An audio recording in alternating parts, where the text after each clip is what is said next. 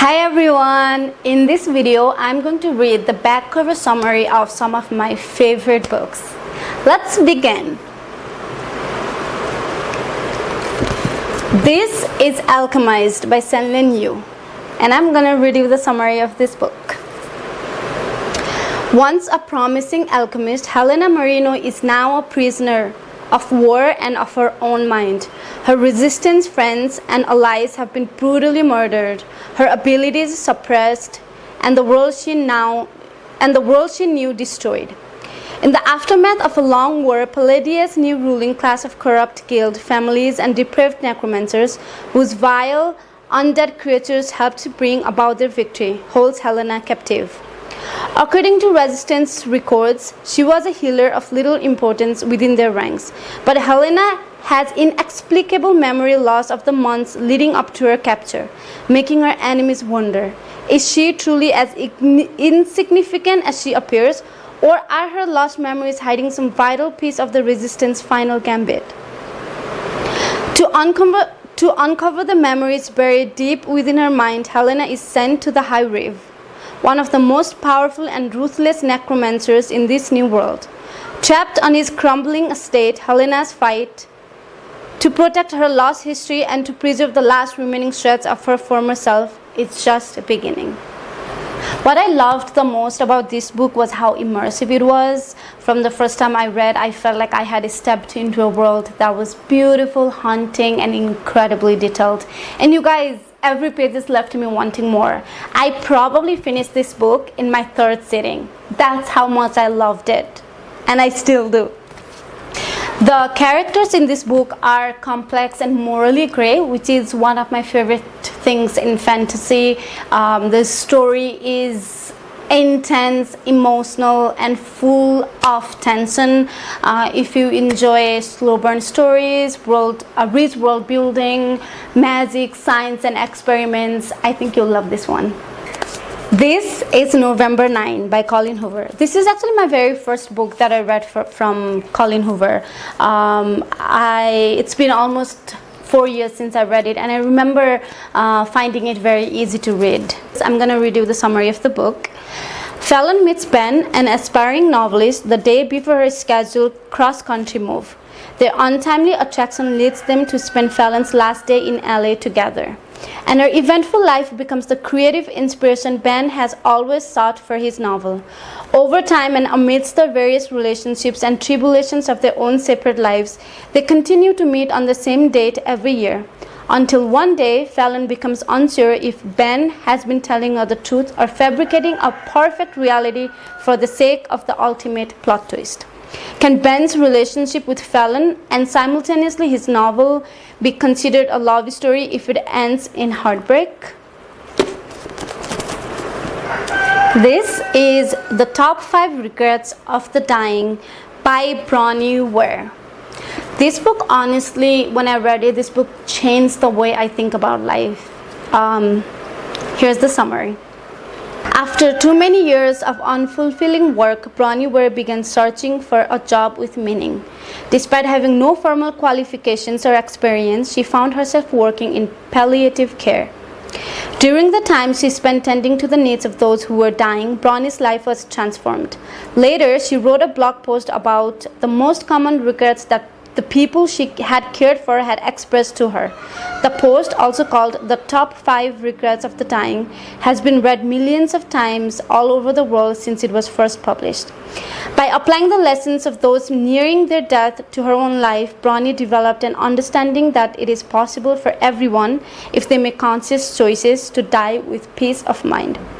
Bronnie's delightful memoir is a courageous, life-changing book that will leave you feeling more compassionate and inspired to live the life you are truly here to live. What I loved the most about it was how honest and compassionate it felt. When you read this book, it makes you feel good, it makes you calm, it makes you think about lives, it makes you think about lives of many things. It also makes you think about how you want to spend the rest of your life. Next up on my list is The Spanish Love Deception by Elena Armas. This is actually my comfort romance book. I loved the chemistry between two main characters. I loved their banter. The story is funny, heartwarming, and full of moments that leave you grinning while you read the story, while you read the book. I'm gonna read you the back cover summary of this book. Catalina Martin desperately needs a date to her sister's wedding, especially when a little white lie about her American boyfriend has spiraled out of control. Now everyone she knows, including her ex-boyfriend and his fiancée, will be there. She only has 4 weeks to find someone willing to cross the Atlantic for her and aid in her deception. New York City to Spain is no short flight, and her family won't be easy to fool. But even then, when Aaron Blackford, the 6'4" blue-eyed pain in the arse, offers to step in, she's not tempted even for a second.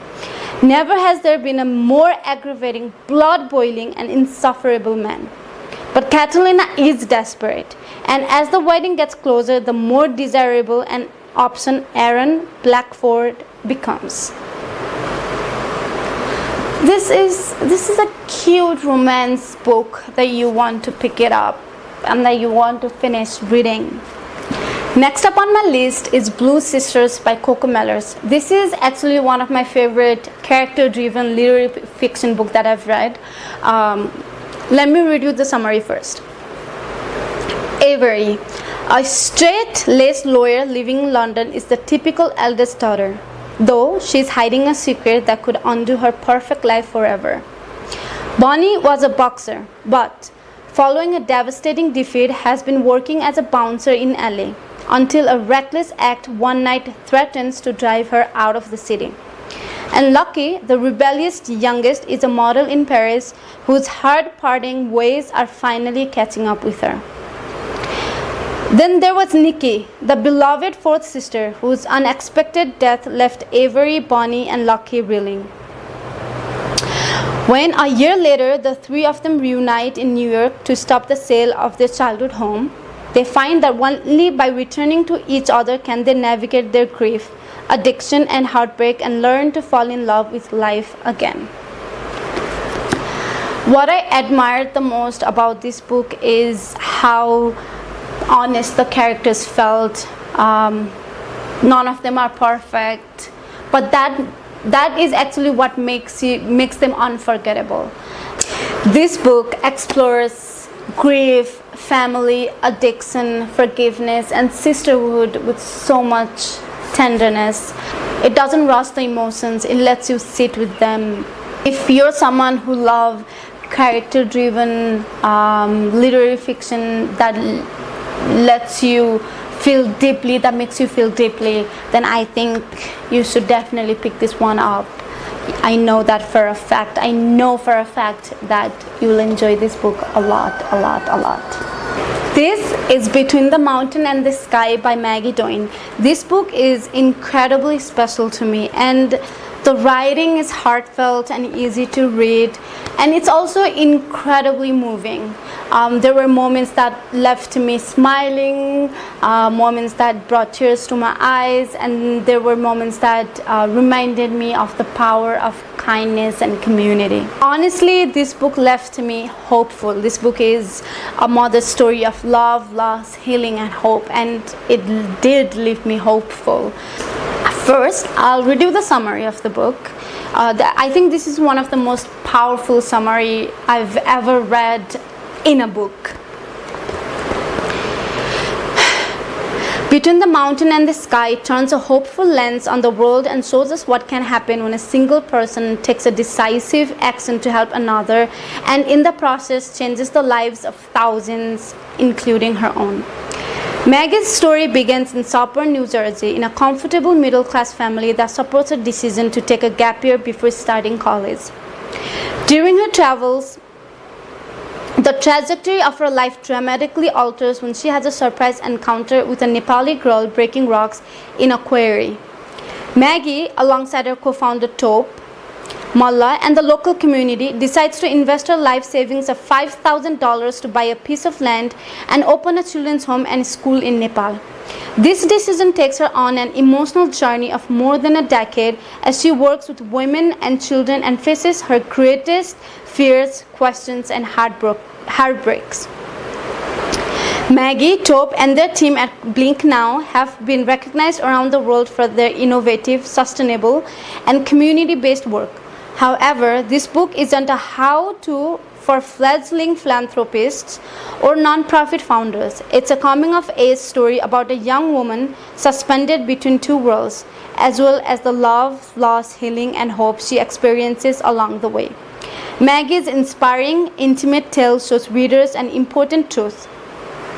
The power to change the world exists within all of us.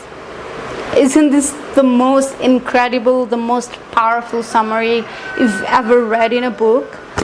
This for sure is a very, very powerful memoir that you have to read. If you're someone who loves memoirs, who loves to read memoirs that leave you, that inspires you to see the world differently and leaves you believing in the goodness of human, I cannot recommend this book enough. I think that you should pick it up and read it and feel inspired and believe in the goodness of people, in the kindness, in compassion, in love,